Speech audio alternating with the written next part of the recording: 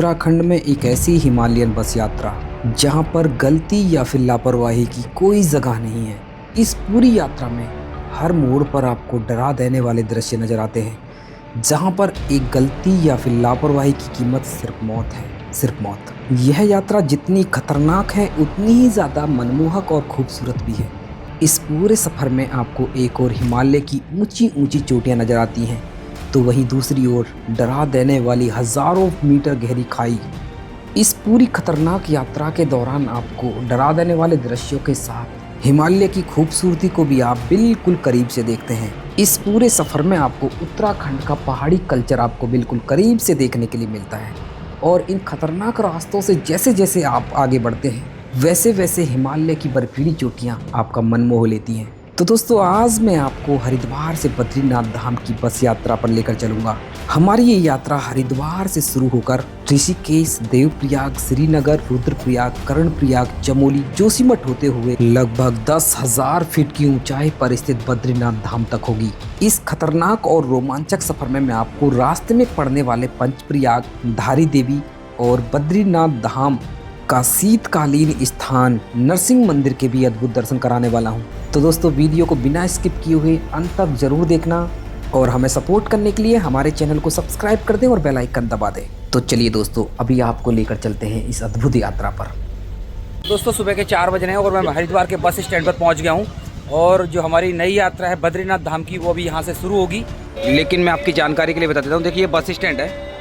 यहाँ पर जो उत्तराखंड परिवहन, उत्तर प्रदेश परिवहन, मतलब पूरे भारत के लिए बसेस यहाँ पर मिल जाती हैं। और जो सीजन चलता है ना, यहाँ से आपको बद्रीनाथ धाम के लिए भी जो गवर्नमेंट बस है, रोडवेज बस है, वो आपको मिल जाती है। लेकिन फ़िलहाल देखिए अभी 20 नवंबर का दिन है, और बात की जाए देखिए 3 धामों के कपाट बंद हो चुके हैं।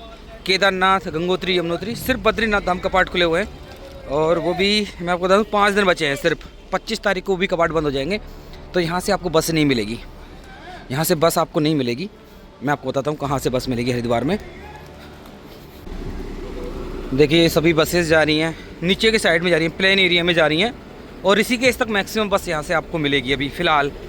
बाकी बात की जाए, अगर आपको पहाड़ों में जाना है, जोशीमठ जाना है, या फिर आगे कहीं जाना है, बद्रीनाथ धाम जाना है, तो आपको ना जो लोकल बसेज़ हैं, क्या एक लोकल ट्रांसपोर्ट कंपनी है, उसकी बसेज़ आपको मिलेंगी। देखिए जैसे आप बस स्टैंड से बाहर निकलेंगे तो जो बोर्ड लगा हुआ है उत्तराखंड लोक सेवा आयोग, इसके सामने बहुत बड़ी संख्या में आपको बसेस मिल जाएंगी।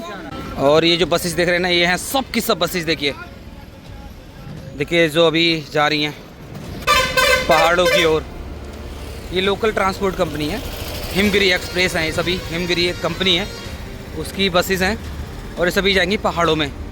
और ये एकमात्र माध्यम है आपका आजकल बद्रीनाथ धाम जाने के लिए। हमने भी सीट बुक करा ली है, और हमारी ये वाली बस है। तो अभी मैं बस के अंदर आ गया हूँ, देख सकते हैं 32 सीटर बस है, और मैं जल्दी पहुँच गया था। और देखिए मैंने ली है आगे वाली सीट, मैं आगे से यात्रा करूँगा। और देखिए अभी टाइम हो गया है और बस भी निकलनी शुरू हो गई है। लगभग इसका टाइमिंग है 4:30 बजे यहाँ से निकलेगी बस। दोस्तों 4:30 बज चुके हैं और बस हरिद्वार बस स्टैंड से निकल चुकी है।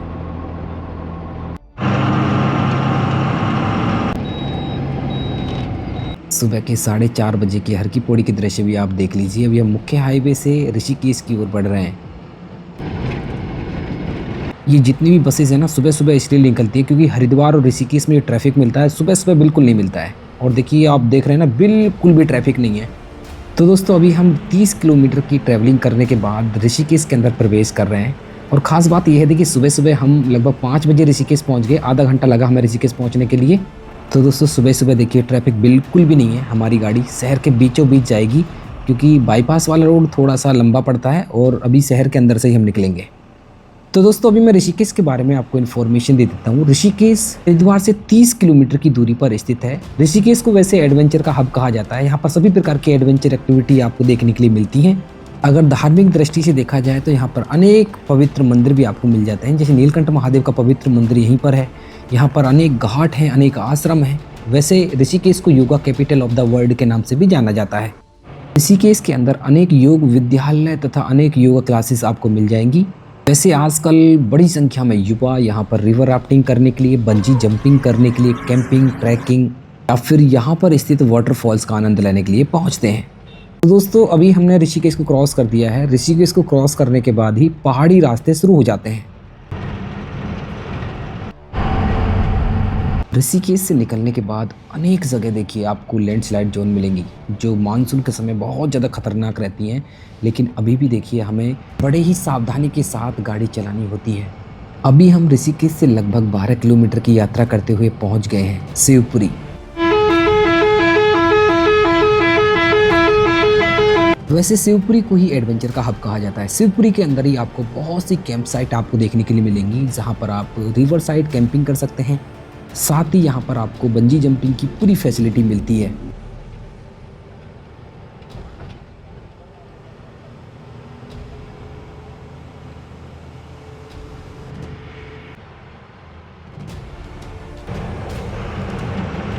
अभी हम शिवपुरी से लगभग 23 किलोमीटर की दूरी तय करते हुए तोता घाटी पहुंच गए हैं।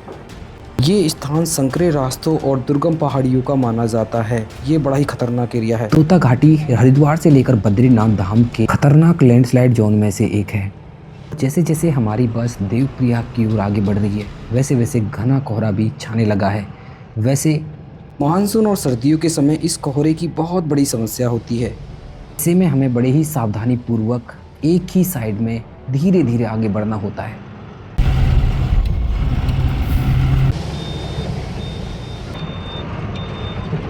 अभी हमारी बस तोता घाटी से लगभग 12 किलोमीटर की यात्रा करते हुए पहुंच गई है तीन धारा। तीन धारा एक उत्तराखंड में चलने वाली सभी बसों का एक हॉल्ट स्टेशन है। ज्यादातर बसें यहां पर रुकती हैं। इस स्थान पर आपको वॉशरूम फैसिलिटीज के साथ अनेक रेस्टोरेंट ढाबे यहां पर मिल जाते हैं, जिसमें आपको पहाड़ी फूड मिलता है। अभी लगभग सुबह की 6:30 बजे हैं, तो ब्रेकफास्ट का टाइम नहीं हुआ है, तो हमारी बस यहाँ पर नहीं रुकी और हम बढ़ चले आगे की ओर।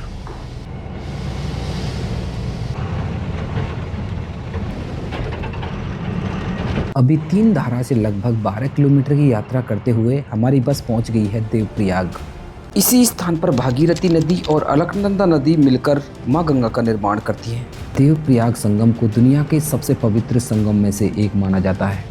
देवप्रयाग का मतलब है देवताओं का संगम। इसी स्थान पर भगवान श्री राम ने ब्रह्म हत्या से मुक्ति पाने के लिए कठोर तपस्या की थी। देवप्रयाग में पवित्र संगम के अलावा रघुनाथ जी का पवित्र मंदिर भी है। यह मंदिर दक्षिण शैली में बना हुआ है, जो कि एक आकर्षण का केंद्र है। हजारों की संख्या में श्रद्धालु प्रतिदिन पवित्र संगम में स्नान करते हैं। उसके बाद रघुनाथ जी मंदिर में जाकर भगवान श्री राम के दर्शन करते हैं और उनका आशीर्वाद प्राप्त करते हैं। देवप्रयाग हरिद्वार से लगभग 90 किलोमीटर की दूरी पर स्थित है और जो कि समुद्र तल से 2720 फीट की ऊंचाई पर स्थित है। देवप्रयाग पंच प्रयागों में से 5वें नंबर का प्रयाग है और हमारी बद्रीनाथ धाम की यात्रा में पांचों के पांचों प्रयाग हमारे रास्ते में ही पड़ने वाले हैं, जैसे रुद्र प्रयाग, कर्ण प्रयाग, विष्णु प्रयाग, नंद प्रयाग। वीडियो में अंत तक बने रहना, सभी प्रयाग के दर्शन आपको कराएंगे। अभी हमारी पूरी यात्रा अलकनंदा नदी के किनारे किनारे होने वाली है। अभी हम श्रीनगर से पहले कीर्ति नगर पहुंच गए हैं। अभी हम ब्रिज को पार करके पौड़ी गढ़वाल में पहुंच जाएंगे। अब तक हम टिहरी गढ़वाल में चल रहे थे, तो ब्रिज के इस साइड में टिहरी गढ़वाल तो दूसरी साइड में पौड़ी गढ़वाल है। तो दोस्तों अभी हम ब्रिज को पार करके पौड़ी गढ़वाल में प्रवेश कर चुके हैं। अभी हमारे पुल पार करके 5 किलोमीटर चलने के बाद हम पहुंच गए हैं श्रीनगर शहर। श्रीनगर उत्तराखंड के टिहरी गढ़वाल का एक प्रमुख शहर है, जिसको बद्रीनाथ, केदारनाथ और हेमकुंड साहिब की यात्रा का प्रमुख पड़ाव माना जाता है। श्रीनगर उत्तराखंड के शिक्षा और व्यापार का भी केंद्र है। यहाँ पर अनेक प्रसिद्ध विश्वविद्यालय भी स्थित हैं। व्यापार और इंडस्ट्री के लिए यह स्थान बड़ा ही महत्वपूर्ण है। यहाँ पर बड़े बड़े सर्विस सेंटर भी आपको मिल जाएंगे। अगर आपकी 2 व्हीलर या फिर 4 व्हीलर में कोई प्रॉब्लम आती है तो इस शहर के अंदर आपका सब कुछ सॉर्ट आउट हो जाता है। श्रीनगर में हमारी बस का 10 मिनट का स्टॉप था। एक दृष्टि से देखा जाए तो श्रीनगर शहर अलकनंदा नदी के बाईं ओर स्थित है, जो कि समुद्र तल से 1837 फीट की ऊंचाई पर स्थित है। श्रीनगर शहर में ही हिमगिरी बसेस अपना डीजल फिल कराती हैं। यहाँ से पूरा डीजल फुल कराने के बाद ही आगे की ओर बढ़ती हैं। हमारी बस भी यहाँ पर डीजल फुल कराने के लिए रुकी।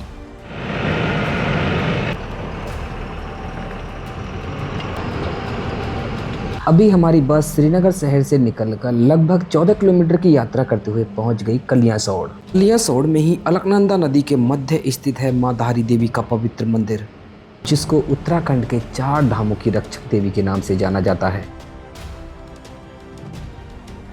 मंदिर के मुख्य गर्भगृह में मां धारी देवी की मूर्ति का ऊपर का भाग स्थित है और निचला भाग उत्तराखंड के काली मठ में विराजमान है। कहा जाता है कि मां धारी देवी की प्रसन्नता खुशहाली जबकि क्रोध प्रलय लाता है। सन 2013 में केदारनाथ धाम में आई महाप्रलय भी मां धारी देवी के क्रोध का ये कारण था, जब एक हाइड्रो पावर प्रोजेक्ट के लिए मां धारी देवी की मूर्ति को उनके मूल स्थान से विस्थापित किया जा रहा था, तो जिस कारण मां धारी देवी क्रोधित हुई और इतनी बड़ी महाप्रलय आ गई।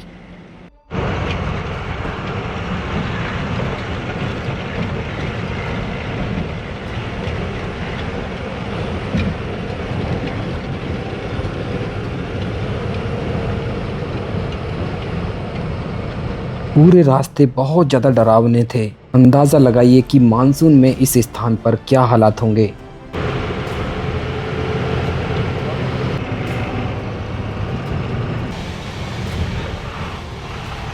कई जगह नए नए पुलों का निर्माण भी लगातार किया जा रहा है ताकि मानसून में लैंडस्लाइड से बचा जा सके।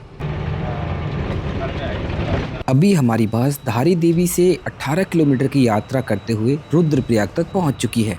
यहाँ से 2 रास्ते कटते हैं। निचला वाला रास्ता NH 107 है जो कि सोनप्रयाग होते हुए गौरीकुंड तक जाता है। धाम की यात्रा करने वाले सभी यात्री इसी रास्ते से जाते हैं, लेकिन हमें बद्रीनाथ धाम जाना है तो हम ऊपर वाले रास्ते से जाएंगे।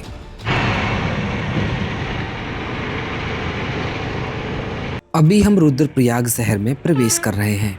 रुद्रप्रयाग भी उत्तराखंड का एक बड़ा जिला है जिसका नाम भगवान शिव रुद्र के नाम पर पड़ा। रुद्रप्रयाग को संगम नगरी के नाम से भी जाना जाता है। इसी स्थान पर केदारनाथ धाम से निकलने वाली मंदाकिनी और बद्रीनाथ धाम से निकलने वाली अलकनंदा नदी संगम करती है। पौराणिक मान्यताओं के अनुसार कहा जाता है कि इसी स्थान पर देव ऋषि नारद जी ने भगवान शिव को प्रसन्न करने के लिए कठोर तपस्या की थी। रुद्रप्रयाग की एक कहानी आदमखोर तेंदुए से भी जुड़ती है, जिसने 20वीं सदी की शुरुआत में करीबन 125 से अधिक लोगों का शिकार किया था। हमारी बस रुद्रप्रयाग शहर में सुबह के 9:30 बजे पहुंची और हमने यहां पर 20 मिनट का ब्रेक लिया। रुद्रप्रयाग बस स्टैंड पर खाने पीने से लेकर फ्रेश होने के लिए पूरी फैसिलिटी है। यात्री यहां पर फ्रेश हुए और हल्का फुल्का ब्रेकफास्ट किया।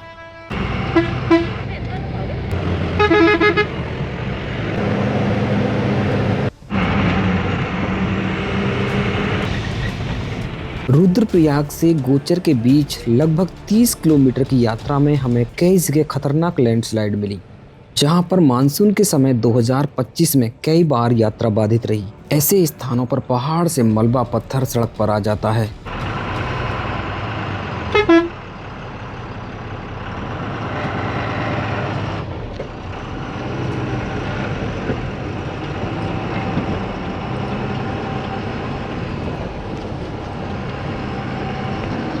अभी हमारी बस रुद्रप्रयाग से 30 किलोमीटर की यात्रा करते हुए गोचर पहुंच चुकी है और समय की बात की जाए तो सुबह के लगभग 10:30 बजने वाले हैं और बाजार भी पूरे खुल चुके हैं। गोचर अलकनंदा नदी के किनारे बसा एक समतल मैदानी क्षेत्र है। कहा जाता है कि इंदौर की महारानी अहिल्याबाई होलकर ने इस स्थान को गायों के लिए दान किया था, इसलिए इसका नाम गोचर पड़ा। गोचर एक प्लेन एरिया होने के कारण यहाँ पर एक हवाई स्ट्रिप भी बनाई गई है। इसका इस्तेमाल आपातकाल स्थिति में किया जाता है। केदारनाथ धाम में आई आपदा के समय गोचर की हवाई पट्टी का बहुत ही अच्छे से इस्तेमाल किया गया, जिससे बहुत से लोगों की जान बचाई गई। गोचर में एक बड़ा रेलवे स्टेशन भी बनाया जा रहा है, जो ऋषिकेश कर्णप्रयाग रेलवे प्रोजेक्ट का महत्वपूर्ण हिस्सा है। अभी हमारी बस गोचर से लगभग 16 किलोमीटर की दूरी तय करते हुए कर्णप्रयाग पहुंच गई। अगर समय की बात की जाए तो सुबह के लगभग 11 बजे हैं। 11 बजे हम कर्णप्रयाग तक पहुंच गए। यहाँ पर भी हमारी बस का 15 मिनट का स्टॉप रहने वाला है। कर्णप्रयाग एक संगम नगरी है। इसी स्थान पर 5 प्रयागों में से तीसरे नंबर का प्रयाग स्थित है। कर्णप्रयाग में बद्रीनाथ धाम से निकलने वाली अलकनंदा और पिंडारी ग्लेशियर से निकलने वाली पिंडारी नदी का संगम होता है। पौराणिक मान्यताओं के अनुसार कहा जाता है कि कर्ण ने भगवान सूर्य की इसी स्थान पर कठोर तपस्या की थी, जिससे अभेद कुंडल कवच की प्राप्ति हुई। कर्णप्रयाग से आगे की यात्रा और भी ज्यादा खतरनाक हो जाती है, जिसमें आपको अनेक जगह लैंडस्लाइड जोन और रास्ते बहुत ज्यादा संकरे मिलते हैं।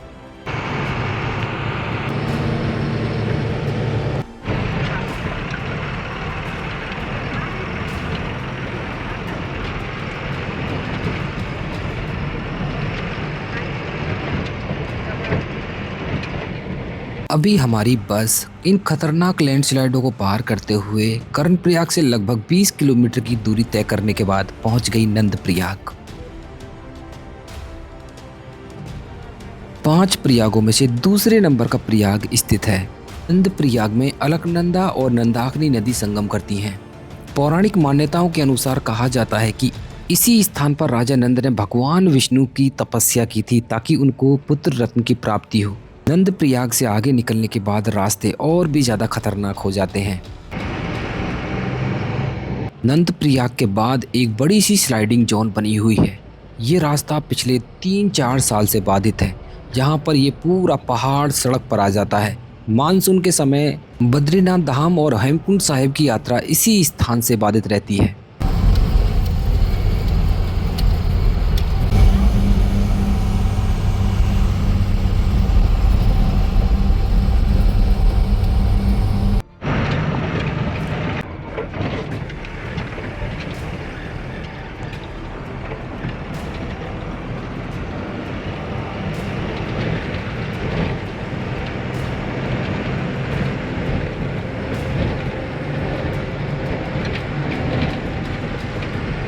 अभी हम इन खतरनाक रास्तों से यात्रा करते हुए नंदप्रयाग से लगभग 15 किलोमीटर की दूरी तय करने के बाद चमोली पहुंचने वाले हैं। पहाड़ी के ऊपर जो बड़ा शहर नजर आ रहा है वो है गोपेश्वर। इसकी तलहटी में चमोली शहर बसा हुआ है। चमोली भी एक जिला है। केदारनाथ से चौपता तुंगनाथ होकर बद्रीनाथ जाने वाले यात्री गोपेश्वर शहर से होकर इसी हाईवे पर आकर मिलते हैं। अगर आप भी बद्रीनाथ धाम से तुंगनाथ जाना चाहते हैं तो आप गोपेश्वर होकर तुंगनाथ जा सकते हैं। चमोली में भी हमारी बस 10 मिनट के लिए रुकी।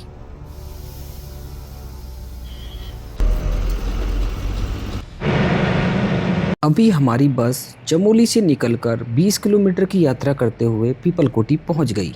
चमोली से लेकर पीपलकोटी तक का रास्ता काफी अच्छा है।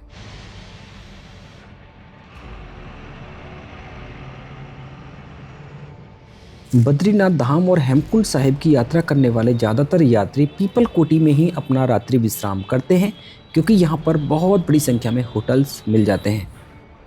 दोपहर के 12:30 बजे का समय हो रहा था तो यहाँ पर हमारी बस लंच के लिए रुकी। यह ब्रेक लगभग 20 से 25 मिनट का था। वैसे पीपलकोटी यहाँ की नेचुरल ब्यूटी के नाम से भी जाना जाता है, क्योंकि यहाँ से हिमालय के बहुत सुंदर सुंदर व्यू आपको देखने के लिए मिलते हैं। यहाँ से ग्लेशियर भी आपको दिख जाते हैं। पीपलकोटी से जोशीमठ का लगभग 40 किलोमीटर का सफ़र खतरनाक लैंडस्लाइड जोन से होने वाला है। ये रास्ते भी बहुत ज़्यादा खतरनाक हैं।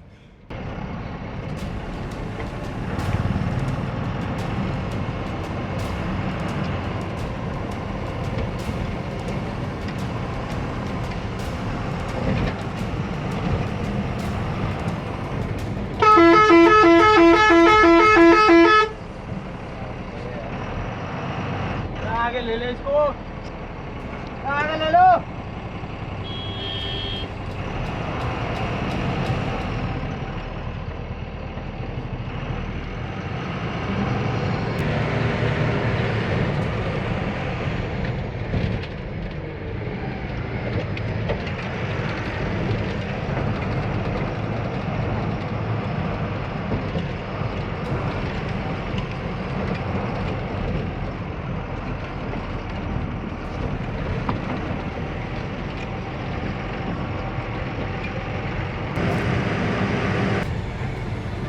जैसे जैसे हम जोशीमठ के करीब पहुंचते जा रहे हैं, जो बर्फीले पहाड़ हैं उनके दृश्य भी नज़र आने शुरू हो गए हैं। कुछ पहाड़ हमें ऐसे दिख रहे हैं जहां पर बिल्कुल भी पेड़ पौधे नहीं हैं। आने वाले समय में इन पर भी भारी बर्फबारी होगी।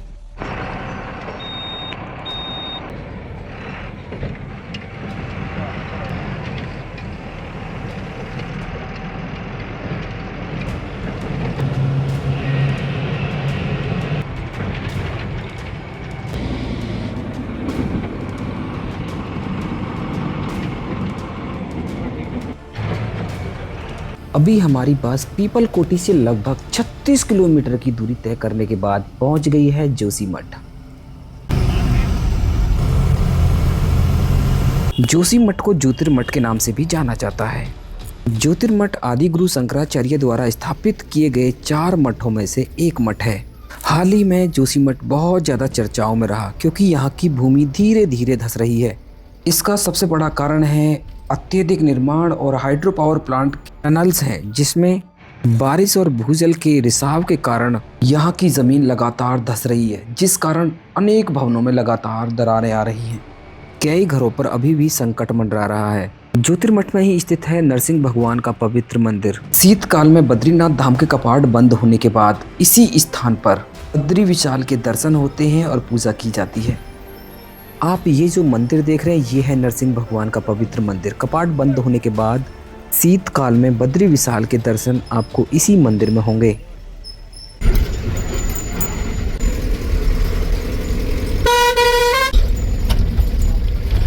ज्योतिर्मठ में लगभग 20 मिनट का स्टॉप लेने के बाद लगभग 2:30 बजे हमारी बस निकल चुकी बद्रीनाथ धाम के लिए। ज्योतिर्मठ से लगभग 9 किलोमीटर की दूरी पर स्थित है विष्णुप्रयाग। विष्णुप्रयाग तक पूरा उतार वाला रास्ता है, ढलान है पूरा।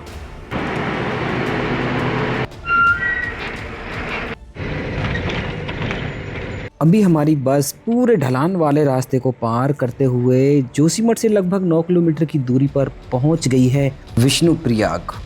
जोशीमठ से आगे तक बद्रीनाथ धाम का जो रास्ता है बहुत अच्छा है, क्योंकि इस रास्ते को पूरी BRO मेंटेन करती है। ये पूरा रास्ता आर्मी के अंडर आता है, लेकिन ये रास्ता अनेक जगहों से बाधित है। विष्णुप्रयाग भी एक संगम स्थली है।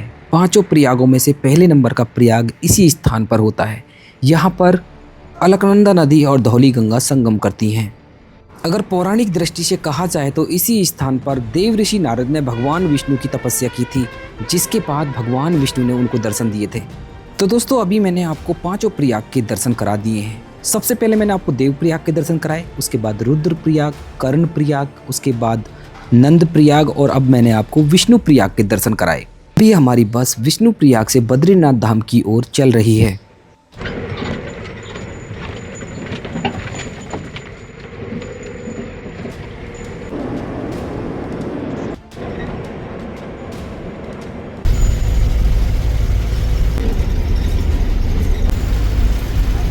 विष्णुप्रयाग से लगभग 12 किलोमीटर चलने के बाद अभी हमारी बस पहुंच गई है गोविंद घाट। गोविंद घाट से ही हेमकुंड साहिब और फूलों की घाटी के लिए रास्ता कटता है। प्रतिवर्ष लाखों की संख्या में सिख यात्री हेमकुंड साहिब की पवित्र यात्रा इसी स्थान से शुरू करते हैं, जो कि 19 किलोमीटर लंबी है।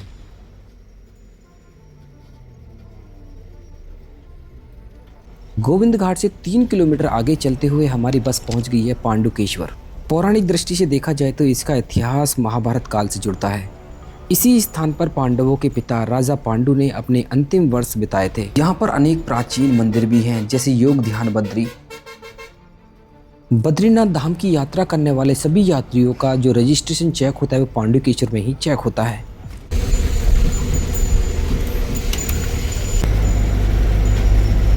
अभी हम जेपी हाइड्रो पावर प्लांट के पास पहुंच गए हैं और इस पुल को पार करने के बाद हम अलकनंदा नदी की दूसरी साइड में पहुंच जाएंगे। अभी हमारी बस आगे बढ़ते हुए पहुंच गई है हनुमान चट्टी। यहाँ पर बद्रीनाथ धाम की यात्रा पर आने वाले सभी यात्री रुकते हैं और बजरंग बली का आशीर्वाद प्राप्त करते हैं। बजरंग बली के दर्शन करते हैं और आगे की यात्रा शुरू करते हैं, क्योंकि यहाँ से अभी बद्रीनाथ धाम की दूरी 10 किलोमीटर बाकी है।